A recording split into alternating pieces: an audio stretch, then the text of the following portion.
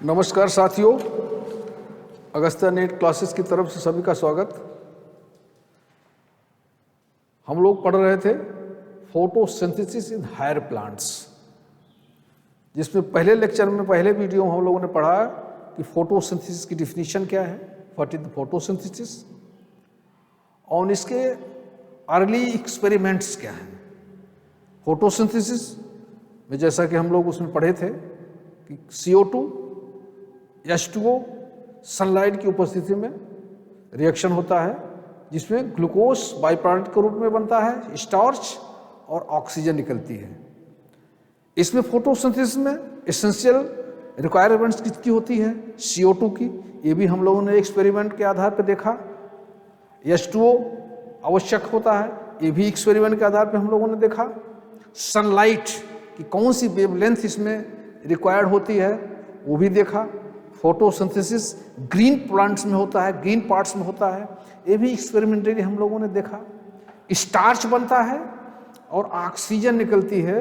Early experiment में इसमें Presley और हॉब्झांस्की के प्रैक्टिकल के आधार पर हम लोगों ने इसको सिद्ध किया और देख लिया, प्रूफ हो गया कि सारी की सारी चीज़ें CO2 H2O sunlight by product के रूप में स्टार्च यानी ग्लूकोज और ऑक्सीजन निकलती है। ये अर्ली एक्सपेरिमेंट में हम लोगों ने देख लिया। आज हम लोग पढ़ने जा रहे हैं फोटोसिंथेसिस होती क्या है, साइट क्या है इसकी, और इसमें कौन कौन से पिगमेंट हैं जो इन्वॉल्व होते हैं। आज का लेक्चर बहुत इंपॉर्टेंट इसलिए है कि अगर आज हम फोटोसिंथेसिस की साइट और पिगमेंट्स, और आज हम ये भी देखेंगे कि फोटो सिस्टम फर्स्ट और फोटो सिस्टम सेकंड क्या होता है, इसका स्ट्रक्चर क्या है और इसका फंक्शन क्या है। ये चीज़ें अगर हम लोगों ने समझ लिया तो फिर नेक्स्ट स्टेप जो हमारा फोटोसिंथेसिस का है वो लाइट रिएक्शन और डार्क रिएक्शन, ये आसानी से हम लोग समझ लेंगे। थोड़ा सा क्रिटिकल है, थोड़ा सा कॉम्प्लेक्स है, लेकिन इस चीज़ को जब तक हम नहीं समझ पाएंगे जो आज के लेक्चर में है, और इसमें अगर किसी तरह कोई कन्फ्यूजन रहा तो हम लाइट रिएक्शन डार्क रिएक्शन नहीं ठीक समझ पाएंगे। इसलिए इसको ठीक से देखने की ज़रूरत है कि इसकी फोटोसिंथेसिस की साइट क्या है, इसमें कौन कौन से पिगमेंट्स इन्वॉल्व होते हैं, और PS1 और PS2 क्या है। Let us start. क्लोरोप्लास्ट हम लोगों ने देखा था जब हम लोग सेल स्ट्रक्चर, सेल डिवीजन और सेल ऑर्गेनेल पढ़ रहे थे, उसमें हम लोगों ने प्लास्टिक्स पढ़ा था। क्लोरोप्लास्ट प्लांट सेल में इसका इंपॉर्टेंट फीचर होता है। एनिमल सेल और प्लांट सेल में ये मेजर डिफरेंस था, जिसमें प्लांट सेल में क्लोरोप्लास्ट पाया जाता है और एनिमल सेल में नहीं पाया जाता एक्सेप्ट यूग्लिना। तो ये क्लोरोप्लास्ट एक ऐसा सेल ऑर्गेनेली है जो सेल में पाया जाता है, और ये कौन सी सेल होती है वो हम इसको देखते हैं। आज इसके स्ट्रक्चर के बारे में भी चर्चा करते हैं। Photosynthesis takes place in green leaves. कहाँ होती है? ग्रीन लीव्स में। लीव्स वो भी ग्रीन होनी चाहिए, and other green parts of the plant.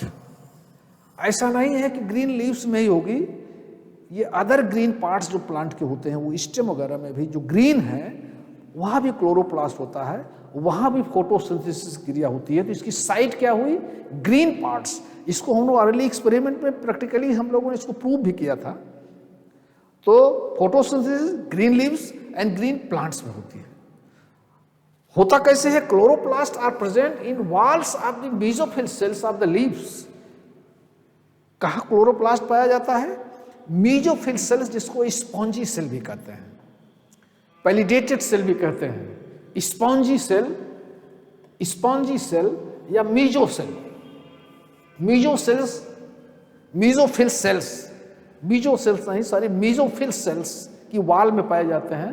कौन से? क्लोरोप्लास्ट। क्यों? क्योंकि it helps optimum quantity of incident of light. Optimum quantity light यहां से मिल जाती है। क्लोरोप्लास्ट कंटेंस, अब क्लोरोप्लास्ट की साइट मालूम हो गई, ये mesophyll cells of leaves spongy cells में पाई जाती है, स्पॉन्जिनेस होती है। और क्लोरोप्लास्ट का स्ट्रक्चर जरा हम देखें, क्लोरोप्लास्ट होता क्या है, एक बार फिर से इसको हम लोग देखते हैं। तो क्लोरोप्लास्ट मेसोफिल सेल्स में पाई जाती है। बहुत सारी सेल्स में बहुत सारी चीजें हैं। सेल में न्यूक्लियस है, गोल्गी बॉडी है, माइटोकॉन्ड्रिया है, साइटोप्लाज्म है, उसी में क्लोरोप्लास्ट भी है।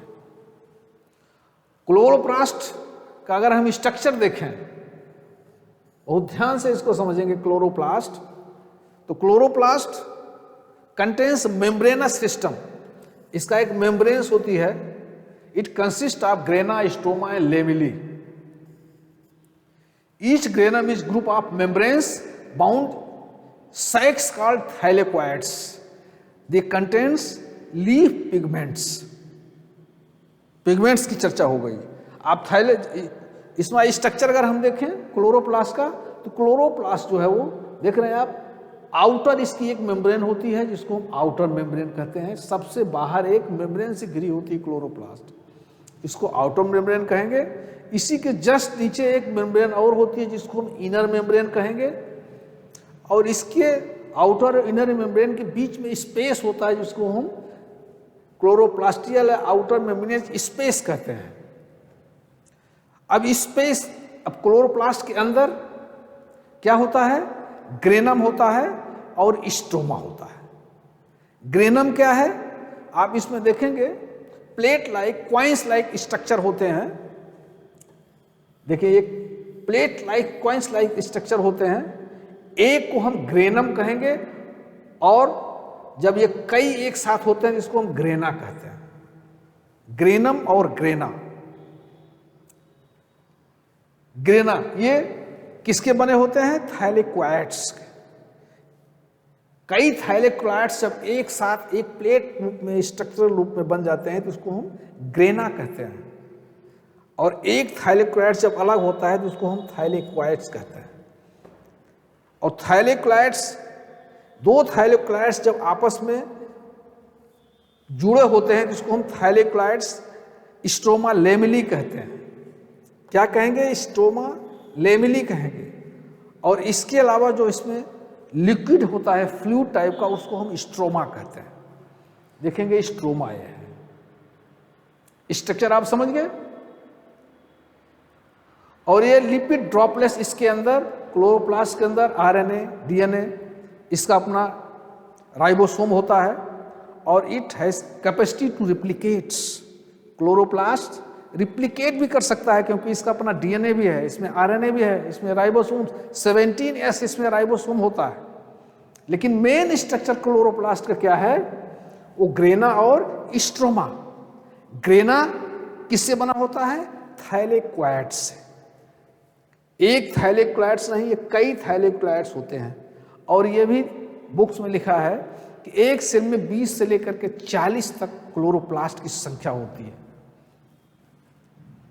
और जो थाइलेकोइड्स होते हैं वो एक प्लेट लाइक स्ट्रक्चर होता है जो एक दूसरे पर इस तरह से रखे होते हैं और आपस में वो जुड़े होते हैं, मिले होते हैं। इसको हम ग्रेनम कहेंगे, ग्रेना कहेंगे। और एक थाइलेकोइड्स को अलग कर देंगे तो उसको हम ग्रेना कहेंगे। ये दोनों ग्रेना जब आपस में मिले होते हैं जिससे उसको हम स्ट्रोमल लेमिली कहते हैं। और इसके बाद इसमें जो फ्लूइड भरा होता है उसको हम कहते हैं स्ट्रोमा। स्ट्रक्चर क्लियर हो गया होगा। और इस स्ट्रोमा में डीएनए, आरएनए, लाइसोसोम, राइबोसोम्स, इसका 17S राइबोसोम्स भी होता है इसमें। और इसकी खासियत ये होती है क्लोरोप्लास्ट की, ये सेल्फ रिप्लिकेट भी करता है। ये सिंपली आपके क्लोरोप्लास्ट का स्ट्रक्चर हुआ जिसमें मेन स्ट्रक्चर में इसका ग्रेना है और स्ट्रोमा है।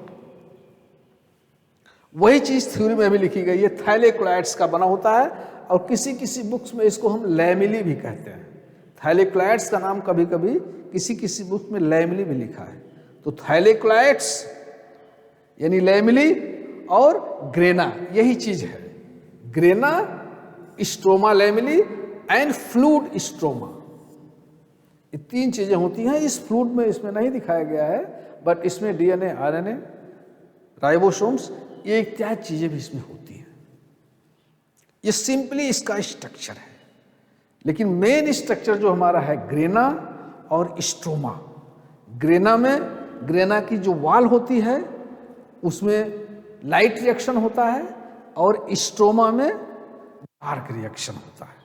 क्योंकि फोटोसिंथेसिस क्रिया दो प्रोसेस में, दो स्टेप पे पूरी होती है, light reaction and dark reaction. और डार्क रिएक्शन कहाँ होता है? स्ट्रोमा में होता है। और लाइट रिएक्शन क्या होता है? थैलेक्वाइड्स में हो, थैलेक्वाइड्स की वाल में होता है, जिसको हम ग्रेना कहते हैं। ये स्ट्रक्चर आप क्लियर हो गया होगा। आगे देखते हैं, अगर एक थाइलेक्लाइड्स का हम स्ट्रक्चर देखना चाहें, ये तो थाइलेक्लाइड्स का, एक थाइलेक्लाइड्स का स्ट्रक्चर देखना चाहें, ये तो कई थाइलेक्लाइड्स एक साथ मिले, उसको ग्रेना बोल दिए। एक थाइलेक्लाइड्स जो होता है इस तरह से एक प्लेट लाइक स्ट्रक्चर होता है। ये डबल मेम्ब्रेन ये भी होता है, ये आउटर मेम्ब्रेन है, ये इनर मेम्ब्रेन है, बीच में इस जो है स्पेस है, इसको हम ल्यूमेन कहते हैं। ये है ल्यूमेन, और ये आउटर मेम्ब्रेन है और ये इनर मेम्ब्रेन है। और इसी बीच में इसके वॉल पे पिगमेंट्स होते हैं। एक थाइलेक्लाइड्स, यहां पे कई थाइलेक्लाइड्स मिलकर ग्रेना बनाए, दो ग्रेना जहां पे मिल रहे हैं उसको हम ग्रेना स्टोमा लेमिली बोले, और ये फ्लूइड है इसको स्टोमा बोल दिए।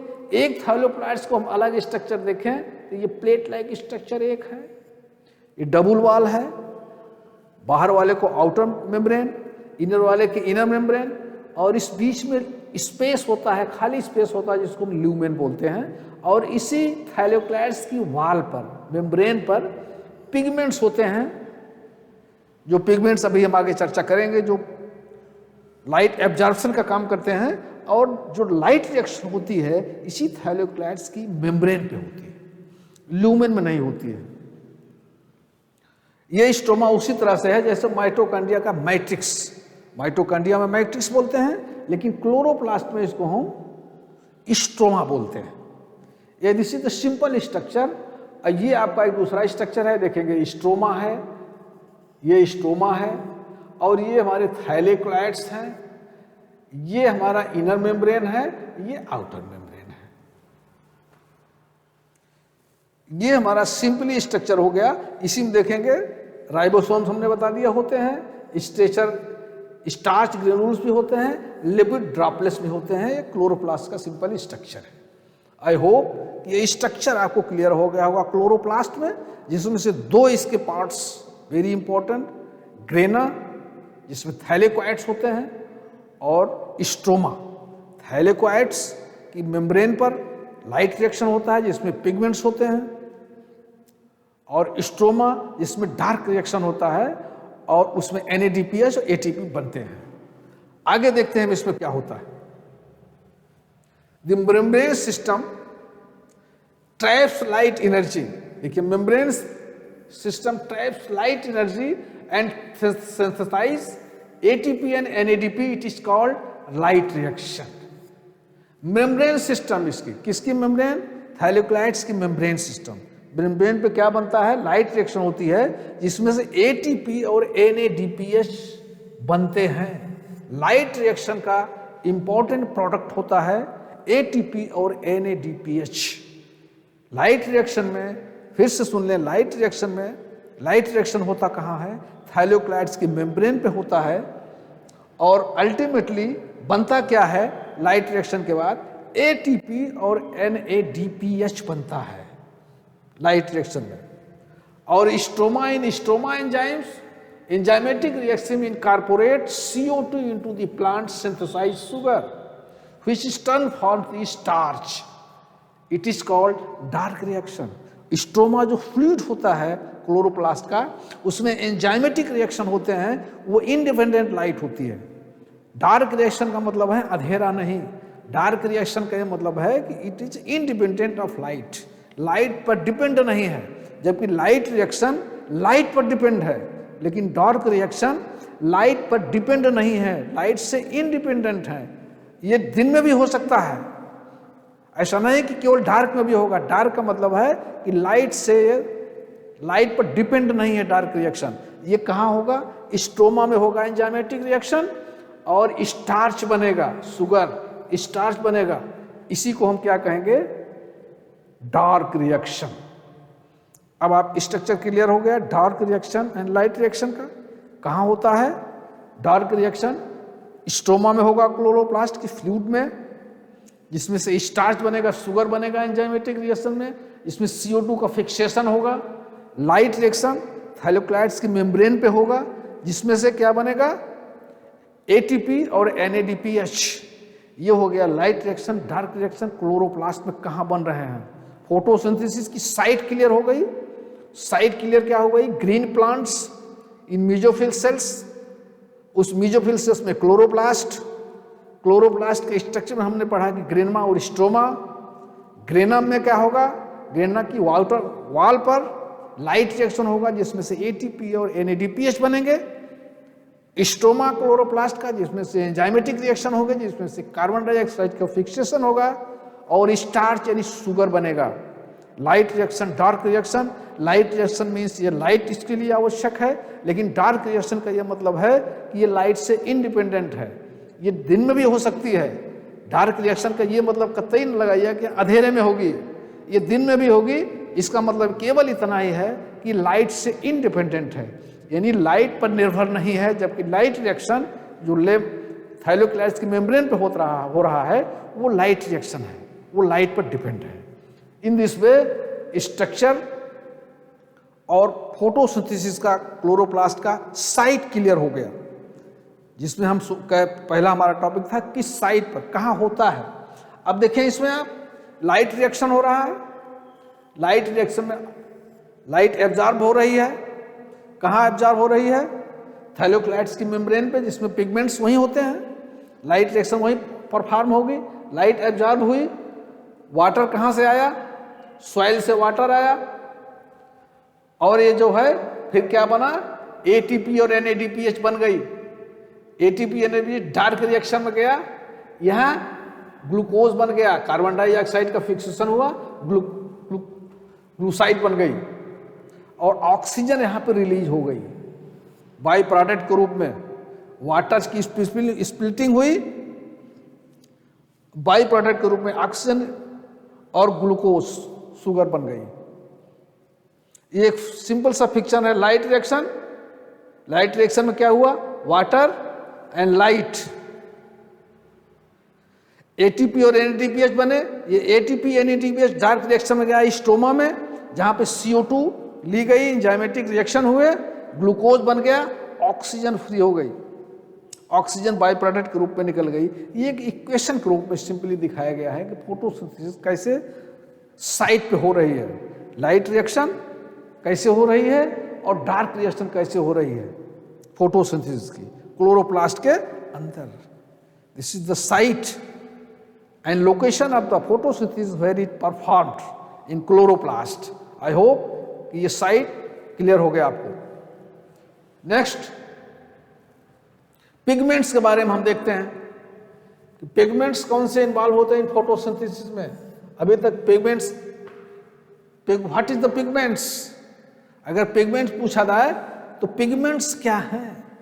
लीफ में, ग्रीन प्लांट्स में, pigments are the chemical structure. Pigments are the chemical compounds that absorb the light as a fixed wavelength and excite to transfer electron. Pigment वो नहीं समझिए जो पिगमेंट सामान्य चीजें होती हैं। पिगमेंट क्या होती है? एक केमिकल कंपाउंड है जो स्पेसिफिक वेवलेंथ की लाइट को एब्जॉर्ब करता है। ध्यान से समझिएगा pigment very important in the photosynthesis. Pigment क्या होता है? आपकी बुक में बहुत अच्छे ढंग से पिगमेंट्स की डिफिनीशन बताई गई है। क्या? It is chemical compounds which absorb light reaction in A specific wavelength. ऐसा नहीं है कि सब जितने पिगमेंट होते हैं स्पेसिफिक वेवलेंथ की लाइट को ही एब्जॉर्ब करते हैं and excite to transfer electron. This is the pigments. आपकी बुक्स में जो पिगमेंट्स की चर्चा की गई है वो कुल 4 पिगमेंट्स होते हैं जो थाइलोक्लाइड्स की मेम्ब्रेन पर होते हैं। कौन कौन से पिगमेंट हैं? पहला पिगमेंट है very important That is, the pigments are substrate that have ability to absorb light specific wavelength. ये पिगमेंट्स की डिफिनेशन हो गई. पिगमेंट्स क्या है? Pigments are the substance are chemical compound that have ability to absorb light as a specific wavelength. Specific wavelength की light को absorb करते हैं. क्रोमैटोग्राफी के आधार पर अगर हम देखते हैं तो ये निम्न 4 तरह के पिगमेंट्स पाए जाते हैं. पहला है chlorophyll A, very important. Chlorophyll A, इसका कलर क्या होता है? ब्राइट और ब्लू ग्रीन. दूसरा पिगमेंट है chlorophyll B. Chlorophyll B very important, इसका कलर क्या है? Yellow green. तीसरा पिगमेंट है ज़ैंथोफिल्स, इसका कलर क्या है? येलो. और फोर्थ है कैरोटीनॉइड्स, इसका क्या कलर है? Yellow to yellow orange. ये 4 तरह के पिगमेंट्स की चर्चा एनसीईआरटी की बुक में की गई है. इसी 4 तरह की चर्चा, और इसके कलर भी अलग अलग है. क्लोरोफिल ए ब्राइट और blue green, chlorophyll B yellow green, xanthophylls yellow, and carotenoids जिसको कैरोटिन्स भी बोलते हैं, ये क्या होता है? Yellow to orange. ये 4 तरह के पिगमेंट्स क्रोमैटोग्राफी के आधार पर, क्रोमैटोग्राम में ये 4 तरह के पिगमेंट्स हैं जो पाए जाते हैं. और ये होते कहाँ हैं? ये थाइलेक्लाइड्स की मेम्ब्रेन पे होते हैं. It is clear? ऐसा नहीं है कि 4 ही होते हैं, और भी होते हैं. एंथोसाइनिन एक प्रकार का पिगमेंट होता है. कौन सा? एंथोसाइनिन. और दूसरा होता है बिटाइलिन. ये भी पिगमेंट होते हैं, लेकिन एनसीईआरटी की बुक में नहीं है. इसके अलावा ये 4 के अलावा भी पिगमेंट्स होते हैं, लेकिन फोटोसिंथेसिस में ये एंथोसाइनिन और बिटाइलिन ये दोनों नहीं भाग लेते हैं. ये प्रोटेक्टिव एंड पॉलिनेशन में भाग लेते हैं. 2 तरह के पिगमेंट्स और मैं आपको बता दूं. इसके अलावा भी एंथोसाइनिन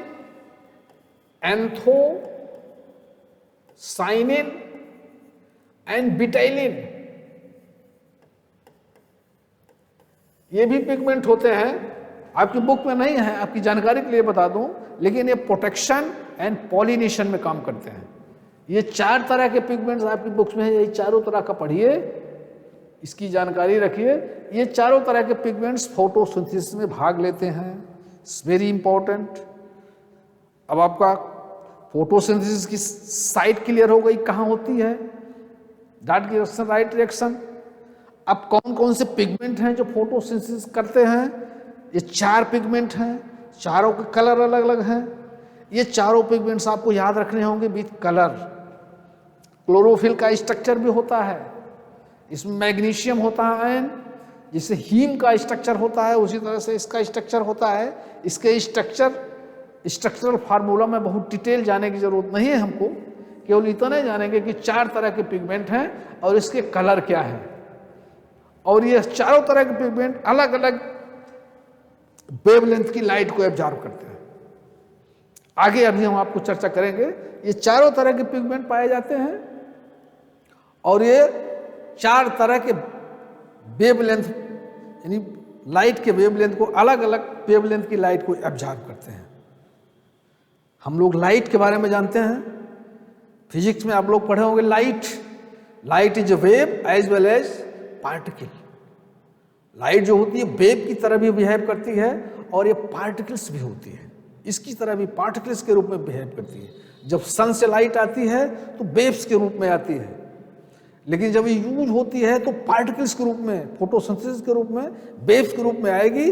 जब फोटोसिंथेसिस प्रक्रिया होगी तो उसमें पार्टिकल्स के रूप में होगी, इसको फोटॉन कहते हैं. तो waves, lights are always waves as well as particles. Waves भी हैं, पार्टिकल्स भी हैं. हमने वेवलेंथ की चर्चा किया कि वेवलेंथ स्पेसिफिक वेवलेंथ की लाइट को ही ये पिगमेंट से ऑब्जर्व करते हैं, हर तरह की लाइट को ऑब्जर्व नहीं करते हैं. या स्पेसिफिक कलर, उसको कलर भी बोल सकते हैं, ब्राइट या ब्लू कलर को ही ऑब्जर्व करेंगे. क्लोरोफिल भी येलो ग्रीन कलर को ही ऑब्जर्व करेंगे, जैंथोफिल येलो कलर के लाइट को ऑब्जर्व करेंगे, carotenoids yellow to orange observe करेंगे। हम जानते हैं लाइट 7 कलर में होता है, बी विगोर, बी GYOR, 1 2 3 4 5 6 7, ये 7 कलर है, इसको बी विगोर कहते हैं। बी का मतलब वायलेट, आई का मतलब इंडिगो, बी का मतलब ब्लू, ग्री का मतलब ग्रीन, वाई का मतलब येलो, ओ का मतलब ऑरेंज, आर का मतलब रेड। 7 कलर्स लाइट होती है। जब इसको प्रिज्म के आधार पर हम अलग अलग करते हैं, ये अलग अलग किया गया है separation pigments of paper chromatography पे, तो 7 कलर के लाइट होते हैं बिबगोर, इसको बिबगोर कहते हैं ये। लेकिन ये जो पिगमेंट्स क्लोरोफिल में, ये प्लांट्स की मेसोफिल सेल्स में, थैलोक्लाइड्स के में 4 तरह के पिगमेंट्स हैं, ये इतनी इस तरह के ही लाइट को एब्जॉर्ब करेंगे। पाया तो जाता 7 कलर, अलग अलग वेवलेंथ है इसकी, हर कलर की अलग अलग वेवलेंथ है। वेवलेंथ का मतलब यह है कि कोई वेव अगर आ रही है, लाइट इस तरह से आ रही है, तो इन दोनों के बीच में जो लेंथ है इसी को वेवलेंथ कहते हैं। इसको नैनोमीटर में नापा जाता है। लाइट की वेव, 2 वेव की दूरी को, यानी ये एक वेव ये हो गई, दूसरी वेव ये हो गई, इन दोनों के बीच की जो लेंथ है इसको वेव लेंथ कहेंगे। और हर लाइट की अलग अलग वेव लेंथ होती है, इसको नैनोमीटर में नापा जाता है। एनएम इसको बोलते हैं, एनएम। तो ये पिगमेंट जो होते हैं वो 4 तरह के पिगमेंट्स हैं। ये अलग अलग कलर हैं, अलग अलग कलर की लाइट को एब्जॉर्ब करते हैं। 7 कलर, जब लाइट वहां से चलती है सन से, तो 7 कलर के रूप में आएगी, अलग अलग वेवलेंथ है। जैसे ही लीफ पर पड़ेगी, लीफ के हमारे पिगमेंट्स जो हैं एक्टिव होंगे, उसको एब्जॉर्ब करेंगे। ये चारों तरह के पिगमेंट अलग अलग वेवलेंथ की लाइट को एब्जॉर्ब करेंगे या अलग अलग कलर की लाइट को एब्जॉर्ब करेंगे। ये पिगमेंट्स के बारे में ये 4 तरह के पिगमेंट्स। और इसको हम देखेंगे अगर कैरोटिन्स, ये है xanthophyll, chlorophyll A, chlorophyll B, इसी की चर्चा हुई है। देखें ये लाइट जब निकल रही है, ये कैरोटिन्स, chromatogram of spinach of the ligaments, ये कैरोटिन्स, ये जैंथोफिल की लाइट्स है दोनों, ये क्लोरोफिल ए है और ये क्लोरोफिल बी है। ये पिगमेंट्स जैसे ही लाइट आएगी, ये पिगमेंट्स इसको इस तरह की लाइट को एब्जॉर्ब करेंगे, कैच करेंगे, पकड़ेंगे। कहां पकड़ेंगे? थाइलेक्लाइड्स के मेम्ब्रेन पे जो पड़े हुए हैं, इस लाइट को एब्जॉर्ब कर लेंगे। यहां तक बात क्लियर हो गई। अब नेक्स्ट देखते हैं क्या होती है। आगे देखिए, क्लोरोफिल ए,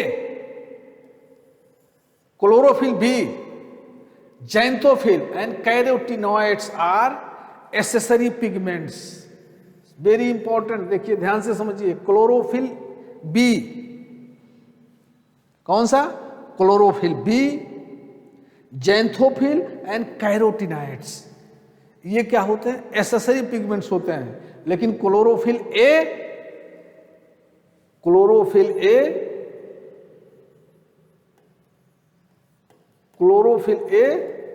ये मेन पिगमेंट होता है। Chlorophyll A, chlorophyll B, xanthophyll and carotenoids 4 pigments है, जिसमें से क्लोरोफिल ए तो मेन पिगमेंट है, लेकिन chlorophyll B, xanthophyll and carotenoids, ये तीनों जो होते हैं इसको हम एसेसरी पिगमेंट्स कहते हैं। दूसरी चीज क्या है? अब ये फंक्शन क्या है इसका, एसेसरी पिगमेंट्स का? They absorb light at different wavelength and transfer energy to the chlorophyll A. They protect chlorophyll A from photo oxidation. बहुत इंपॉर्टेंट चीज है। जो एसेसरी पिगमेंट्स हैं क्लोरोफिल ए के अलावा, chlorophyll B, xanthophyll and carotenoids, ये accessory pigments हैं। ये अलग अलग वेवलेंथ की लाइट को एब्जॉर्ब करेंगे और एब्जॉर्ब करके किधर ट्रांसफर करेंगे? क्लोरोफिल ए की तरफ ट्रांसफर करेंगे। और दूसरा काम क्या है? ये क्लोरोफिल ए को प्रोटेक्ट करेंगे फ्रॉम द फोटो ऑक्सीडेशन। जो एसेसरी पिगमेंट्स है, ध्यान से सुनिए इसको, जो एसेसरी पिगमेंट्स है यानी क्लोरोफिल के अलावा chlorophyll B, xanthophyll and carotenoids, ये एसेसरी पिगमेंट हैं। ये लाइट को एब्जॉर्ब करेंगे भिन्न भिन्न अलग अलग तरह के वेवलेंथ को, और मेन जो पिगमेंट है क्लोरोफिल ए की तरफ ये ट्रांसफर कर देंगे। एक काम तो यह है कि एब्जॉर्ब करके ट्रांसफर करेंगे बस, और कुछ नहीं करेंगे। ये एक्साइटमेंट इनके पास कोई एंजाइम्स कोई प्रोटीन्स नहीं होती है जो परफॉर्म करेंगे। ये सारा का सारा होता है क्लोरोफिल ए के पास, वो मेन है, सारा फंक्शन वहाँ होना है। अभी आगे हम इसको और डिटेल पढ़ते हैं, अभी केवल फंक्शन में इतना ही जानिए कि जो एसेसरी पिगमेंट्स है chlorophyll B, xanthophyll and carotenoids, ये लाइट को एब्जॉर्ब करके क्लोरोफिल ए की तरफ बढ़ा देंगे। एक तो ये काम है। दूसरा काम क्या है, क्लोरोफिल ए का प्रोटेक्शन करेंगे फोटो ऑक्सीडेशन से, प्रोटेक्शन करेंगे क्लोरोफिल ए का, और उसकी तरफ से ऑक्सीजन को लेकर के एब्जॉर्ब करके बढ़ा देंगे। तो ये एसेसरी पिगमेंट्स के बारे में मालूम हो गया, और मेन पिगमेंट्स के बारे में मालूम हो गया। मेन पिगमेंट्स क्या है, क्लोरोफिल ए। एसेसरी पिगमेंट्स क्या है, chlorophyll B, xanthophyll and carotenoids. इसका फंक्शन भी मालूम हो गया। क्लोरोफिल ए का प्रोटेक्शन करेगा, फोटो ऑक्सीडेशन से प्रोटेक्शन करेगा, और दूसरा लाइट एब्जॉर्ब करके उधर दे देगा। ये वही चीज है जो हम लोगों ने पिछले पिक्चर में देखा था, वही लाइट है। हर तरह के पिगमेंट्स अपना एब्जॉर्ब कर रहे हैं क्रोमेटोग्राफी का। तो ये एसेसरी पिगमेंट्स एंड इनका फंक्शन आई होप कि ये मालूम हो गया होगा। ये आपके कलर के रूप में लीफ में दिखाया गया है। अब ये चारों पिगमेंट्स में सबसे मेन पिगमेंट्स क्या हो गया, क्लोरोफिल ए। एसेसरी पिगमेंट्स हो गए, इससे उसका फंक्शन हो गया। नाउ नेक्स्ट, अब देखें एक ग्राफ के माध्यम से दिखाया गया है कि ये जो पिगमेंट्स होते हैं वो किस तरह से लाइट को अलग अलग वेवलेंथ की लाइट को एब्जॉर्ब कर रहे हैं। देखिए ये आपका absorbs light by the chloroplast pigment. ये इधर आपका वेवलेंथ नैनोमीटर में है। अब आप इधर देखेंगे ये लाइट है आपकी एब्जॉर्ब हो रही है, ध्यान से देखें इसको। ये क्लोरोफिल ए है, ये क्लोरोफिल ए है, ये क्लोरोफिल ए है, ये उसकी डायरेक्शन है। और दूसरा ये कैरोटीनॉइड्स का है, और तीसरा है क्लोरोफिल ए का है, ये क्लोरोफिल बी का है। ये अलग अलग, ये 400, 500, 600, 700 वेवलेंथ की लाइट को ऑब्जर्व करते हैं। इसका मतलब है कि blue red regions absorption spectrum action spectrum coincide closely showing the photosynthesis is the maximum blue and red region पर maximum absorption of light हो रहा है। क्या हो रहा है, ब्लू और ग्रीन रीजन पे मैक्सिमम एब्जॉर्प्शन हो रहा है वेवलेंथ की लाइट पे। ये देखिए ये B, blue and red, maximum absorption हो रहा है। दूसरी तरफ हम देखेंगे इसमें क्या दिखाया गया है, rate of photosynthesis measured by the oxygen release. Oxygen release हो रही है, इससे फोटोसिंथेसिस का रेट इस फिगर पे दिखाया गया है। ये वेवलेंथ है 400 पे, 500 पे, 600 पे, 700 पे। अब यहां देखेंगे ये जैसे जैसे लाइट ऑक्सीजन निकल रही है, यहां से शुरू हुई, यहां डाउन हो गई, फिर यहां बढ़ गई, फिर यहां बढ़ गई, फिर यहां बढ़ गई, यानी 600 यानी 700 पे मैक्सिमम ऑक्सीजन रिलीज हो रही है, और 400 पे, इसका मतलब 700 वेवलेंथ की लाइट पे मैक्सिमम फोटोसिंथेसिस का रेट है। उसी तरह से इसमें देखें showing spectrum superimposed absorption spectrum of chlorophyll A. Chlorophyll A का आप देखेंगे ये 400, 500, 600, 700 पे, इस पर जो है वो, और ये सुपर सबसे ज्यादा रेट ऑफ फोटोसिंथेसिस और absorption of photosynthesis, rate of photosynthesis से है और एब्जॉर्प्शन होता है। तो ये मैक्सिमम कहाँ पे हो रहा है, किस लेवल पे, 700 पे। ये ग्राफ के माध्यम से दिखाया गया है। इसमें क्या दिखाया गया, लाइट क्लोरोफिल का पिगमेंट्स कैसे एब्जॉर्ब कर रहे हैं, इसमें फोटोसिंथेसिस का रेट दिखाया गया है। इसमें chlorophyll A B maximum absorption की लाइट हो रही है, इसमें फोटोसिंथेसिस का रेट है, ऑक्सीजन रिलीज से दिखाया गया है, और इसमें action spectrum super imposed absorption, इसमें क्लोरोफिल ए जो है वो मैक्सिमम एब्जॉर्प्शन हो रहा है। ये लाइट के आधार पे, आप ग्राफ के आधार पे इसको दिखाया गया है। आगे देखते हैं, बड़ा important, photo system. What is the photo system, इसको समझने की बहुत जरूरत है। अभी हम लोगों ने पढ़ा था पिगमेंट्स, पिगमेंट्स पढ़ा था हमने, और पिगमेंट्स 4 थे। एक क्लोरोफिल ए था, वो मेन था, chlorophyll B, xanthophyll and carotenoids. These are pigments. कहाँ थे? थाइलोक्लाइड्स की मेम्ब्रेन पे।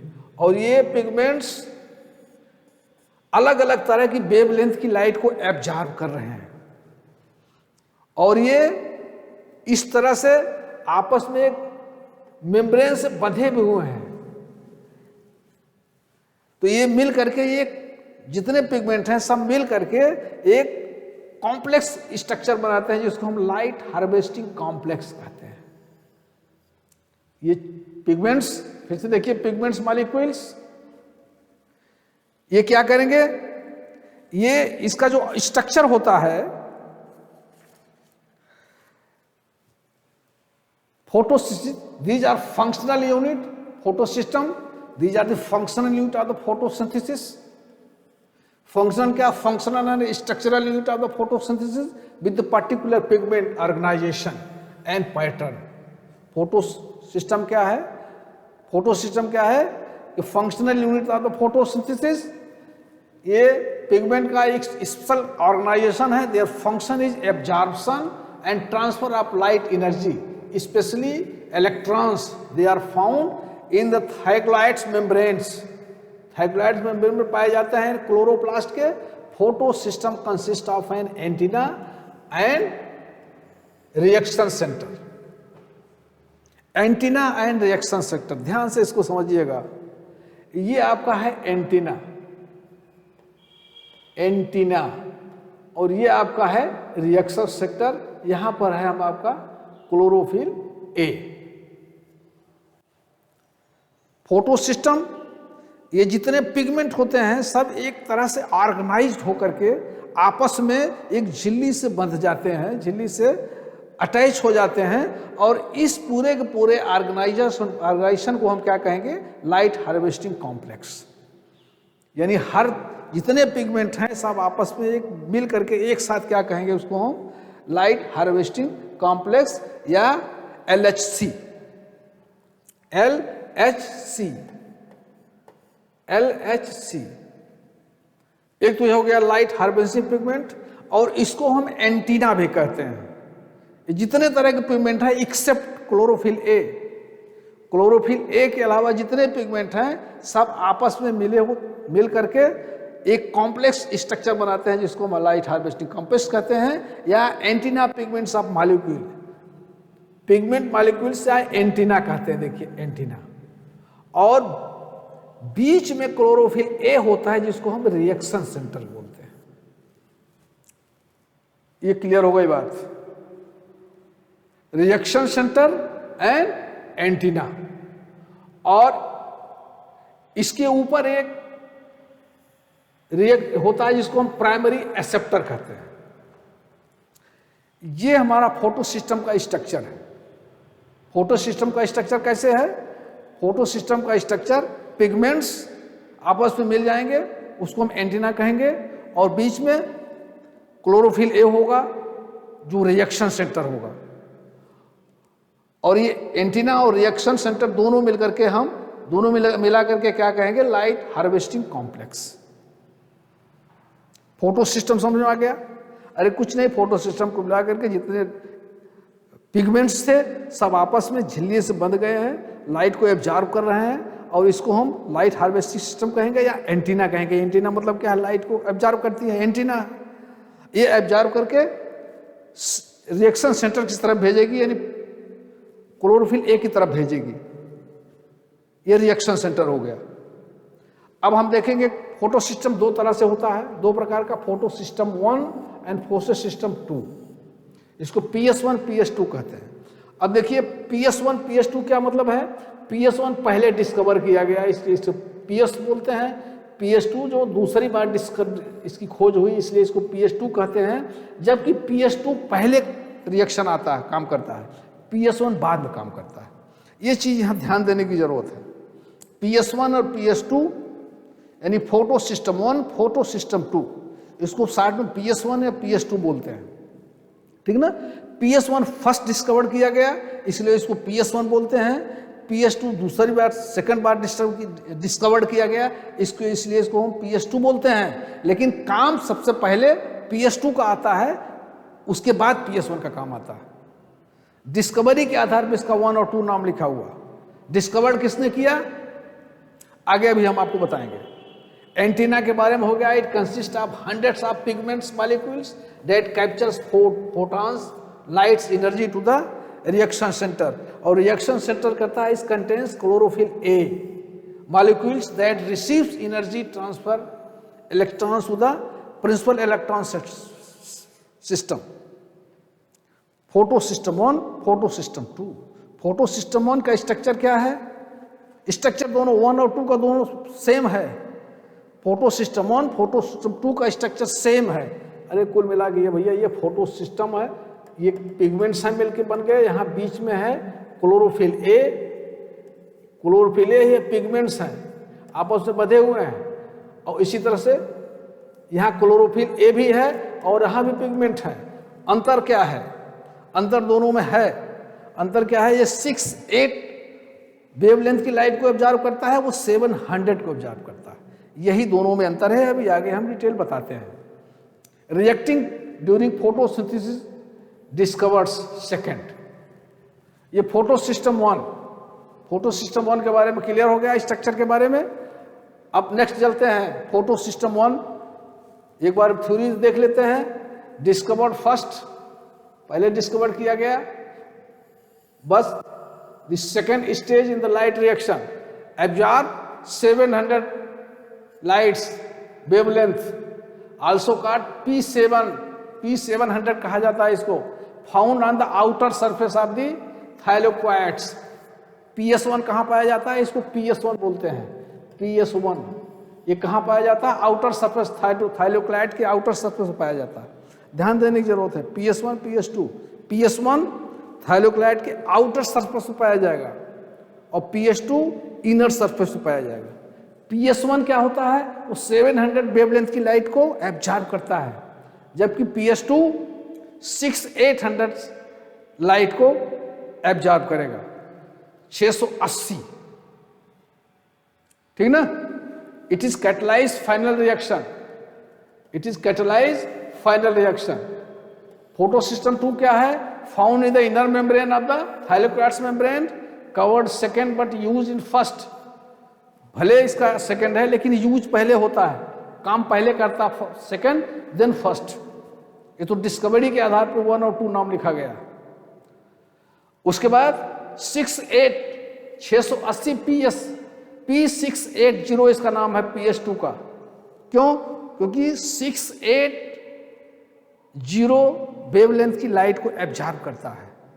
फोटो PS1 PS2 में अंतर यह है, मेजर अंतर क्या है, PS1 थाइलोक्लाइड्स के आउटर सरफेस पर पाया जाएगा और 700 वेवलेंथ की लाइट को एब्जॉर्ब करेगा, जबकि PS2 थाइलोक्लाइड्स के इनर मेम्ब्रेन पर पाया जाएगा। और ये P680 इसको बोलते हैं क्योंकि P680 वेवलेंथ की लाइट को एब्जॉर्ब करता है। ये फाइनल रिएक्शन करता है, ये कैटलाइज फाइनल रिएक्शन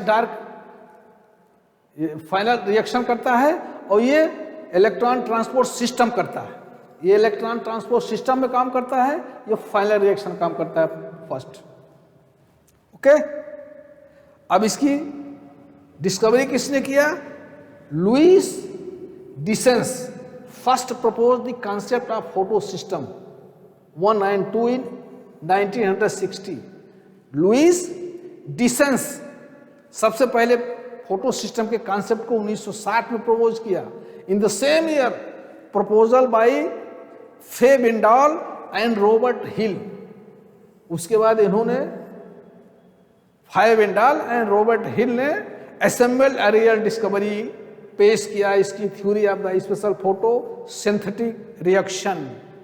यानी इसका प्रपोज्ड लुइस एडिसन्स ने फर्स्ट प्रपोज किया, लेकिन पूरा का पूरा इसका लाइट रिएक्शन डार्क रिएक्शन के बारे में फे विंडाल एंड रॉबर्ट हिल ने प्रपोज किया। ये आपका स्ट्रक्चर है, देखेंगे PS2 PS1। ये लाइट एब्जॉर्ब करेगा, प्राइमरी सब्सट्रेट की तरफ भेजेगा, और ये फिर इलेक्ट्रॉन ट्रांसपोर्ट सिस्टम आएगा, फिर ये फाइनल प्रोडक्ट बनेगा। PS1 PS2 एक साथ काम करते हैं। PS1 PS2 के बारे में समझ गया। PS1 photo system 1 photo system 2। Photo system 1 structure क्या है PS1 PS2 का? स्ट्रक्चर लगभग सबका बराबर है, क्योंकि पिगमेंट्स जितने होते हैं एक्सेप्ट क्लोरोफिल ए, तीनों पिगमेंट्स आपस में मिलते हैं, मिल करके एक झिल्ली से बंधते हैं, और झिल्ली से बंध करके एक कॉम्प्लेक्स लाइट स्ट्रीम बनाते हैं, जिसको लाइट हार्वेस्टिंग कॉम्प्लेक्स बोलते हैं या एंटीना बोलते हैं। और इसके किनारे पर क्लोरोफिल ए होता है, जिसको रिएक्शन सेंटर बोलते हैं। यानी फोटो सिस्टम 2 यूनिट से बना हुआ है, एंटीना और reaction centre. Reaction centre chlorophyll A है, और एंटीना का काम इसके अदर एसेसरी पिगमेंट्स वो काम कर रहे हैं, वो लाइट एब्जॉर्ब करके रिएक्टर सेंटर की तरफ भेजते हैं। ये फोटो सिस्टम, इसको कुल मिला करके फोटो सिस्टम कहेंगे। फोटो सिस्टम 1 2 डिस्कवरी के आधार पर हुआ। फोटो सिस्टम 1 पहले डिस्कवर किया गया, फोटो सिस्टम 2 बाद में डिस्कवर किया गया, लेकिन काम पहले फोटो सिस्टम 2 करता है, उसके बाद फोटो सिस्टम 1 काम करता है। अब आगे चलते हैं। फोटो सिस्टम PS1 PS2 के बारे में अंतर जरा जान जाएं आप, PS1 और PS2 के बारे में, इसके अंतर को जाने। लोकेशन क्या है? PS1 कहाँ पाया जाता है? Outer surface of thylakoid membrane. ये कहाँ पाया जाता है? PS2 inner surface of thylakoid membrane. बता चुके। PS1 क्या करता है? 700 नैनोमीटर्स को एब्जॉर्ब करता है, और PS2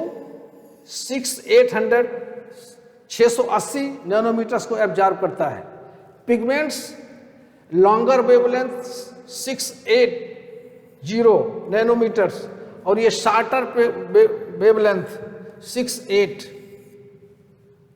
उसके बाद बोथ साइक्लिक, देखिए इन्वेंशन क्या है? Both cyclic and uncyclic photophosphorylation. ये PS1 जो है cyclic and non cyclic phosphorylation दोनों में रहता है, दोनों में काम करता है। ये केवल साइक्लिक फोटोफॉस्फोरिलेशन में ही इन्वॉल्व होता है। फोटोलिसिस ऑफ वाटर, यहाँ पे फोटोलिसिस ऑफ वाटर नहीं होता है, यहाँ पर फोटोलिसिस ऑफ वाटर होता है। मेन फंक्शन क्या है? NADP सिंथेसिस, और यह है ATP सिंथेसिस। देखिए फंक्शन में भी अंतर है, NADP की सिंथेसिस होती है, यहाँ ATP की सिंथेसिस होती है। क्लोरोफिल एंड पिगमेंट्स क्या होता है? इसमें chlorophyll B, A767, 168, 1695, 167 and carotenoids. इसमें क्या होता है? 6 क्लोरोफिल B होगा, A होगा, क्लोरोफिल B इसमें भी होगा, क्लोरोफिल B इसमें भी है, क्योंकि क्लोरोफिल A तो रिएक्शन सेंटर का है। उसके बाद ये अदर होते हैं फाइकोबिलिन्स, चेंथोफिल्स 700, 669, 680। और लास्ट में क्या है? सब यूनिट्स, वेरी इंपॉर्टेंट। कोर सब यूनिट्स कौन सी होती है? इसमें PSA एंड PSAB होता है, जबकि फोटो सिस्टम 2 में D1 एंड D2 होता है। क्या? कोर। ये PS1 और PS2 के डिफरेंसेस हैं, ये फीचर हैं, ये बहुत इंपॉर्टेंट चार्ट है। इसको आप लोग देखिएगा, इस आधार पर इन दोनों में क्या अंतर है, बड़ा इंपॉर्टेंट है, ये आता भी है। अब आप देख लीजिए दोनों का फंक्शन, PS1 PS2 का फंक्शन कैसे होता है। देखिए ये PS2 बताया था हमने, ये पहले काम करता है। PS2 600-800 वेवलेंथ की लाइट को एब्जॉर्ब कर रहा है, और ये एसेसरी पिगमेंट्स हैं, यहाँ एंटीना, ये सब एंटीना है, ये भी एब्जॉर्ब कर रहे हैं। एब्जॉर्ब करके 6800 यानी यहाँ पर रिएक्शन सेंटर है, यहाँ पर रिएक्शन सेंटर है यानी क्लोरोफिल ए। अब फोटो सिस्टम 1 और फोटो सिस्टम 2 का जरा प्राइमरी स्ट्रक्चर हम देख लेते हैं। ये देखिए फोटो सिस्टम PS सेकेंड है, ये PS फर्स्ट है, ये इसके एसेसरी पिगमेंट्स हैं। इससे 86807 680 वेवलेंथ की लाइट को ऑब्जर्व किया, यहाँ फोटोलिसिस हुआ और ये एक्साइट हुआ, इलेक्ट्रॉन ट्रांसफर हुआ प्राइमरी एक्सेप्टर सिस्टम में, यहाँ से फिर ये इलेक्ट्रॉन ट्रांसपोर्ट सिस्टम में आया, फिर ये PS2 में आ गया, 700 वेवलेंथ की लाइट को ऑब्जर्व किया, यहाँ से फिर इलेक्ट्रॉन एक्साइट होकर के प्राइमरी एक्सेप्टर पर गया, देन इधर से NADP में आया, NADPH बन गया। ये हमारा इलेक्ट्रॉन ट्रांसपोर्ट सिस्टम है। ये सिंपली आपको स्ट्रक्चर में दिखा दे रहा हूँ, इसको डिटेल में लाइट स्ट्रक्चर में हम पढ़ेंगे। यानी PS2 फर्स्ट इन्वॉल्व हुआ, 680 वेवलेंथ की लाइट को ऑब्जर्व किया और उसके बाद PS फर्स्ट एक्टिव हुआ, ये 700 P700 वेवलेंथ की लाइट को ऑब्जर्व किया। ये एक्साइट होकर के इलेक्ट्रॉन जब रिलीज करेगा प्राइमरी एक्सेप्टर पर जाएगा, देन वो इलेक्ट्रॉन ट्रांसपोर्ट सिस्टम पे आएगा, इलेक्ट्रॉन ट्रांसपोर्ट सिस्टम के आधार पर यह जाएगा PS1 पे, और फिर PS1 एक्साइट होकर के प्राइमरी एक्सेप्टर पर देगा, फिर साइड में जाकर के वो NADPH बनेगा। ये सिंपली सा स्ट्रक्चर है इसका, ये फंक्शन है PS1 का, PS2 का। तो ये हो गया हमारा। अब देखिए जरा स्ट्रक्चर, इसको शॉर्टकट में थ्योरी में हम देखते चलते हैं। देखिए ये स्ट्रक्चर है लाइट हार्वेस्टिंग कॉम्प्लेक्स का, ये पिगमेंट्स हैं, एसेसरी पिगमेंट्स, ये यहाँ पे रिएक्शन सेक्टर है, ये एक्साइट करेगा, ये प्राइमरी एक्सेप्टर है, ये फोटॉन है, फोटॉन के रूप में आ रहा है, ये हार्वेस्टिंग लाइट हार्वेस्टिंग सिस्टम है। Pigments are organised into photo system called photo system PS1, photo system PS2। These are the name sequence their discovery. ये हम लोगों को बता दिया, क्लोरोफिल ए बी पिगमेंट, इसकी चर्चा हम लोगों ने कर दिया। थ्योरी पूरी चर्चा हो गई है, इसकी भी हम लोगों ने चर्चा कर दिया। 700 की लाइट को ऑब्जर्व करता है, ये 680 ऑब्जर्व करता है। ये हमारा फोटो सिस्टम का स्ट्रक्चर है। This is the all about the pig site, photosynthesis site, pigments and photo system first and second, इसका स्ट्रक्चर एंड फंक्शन बहुत इंपॉर्टेंट है।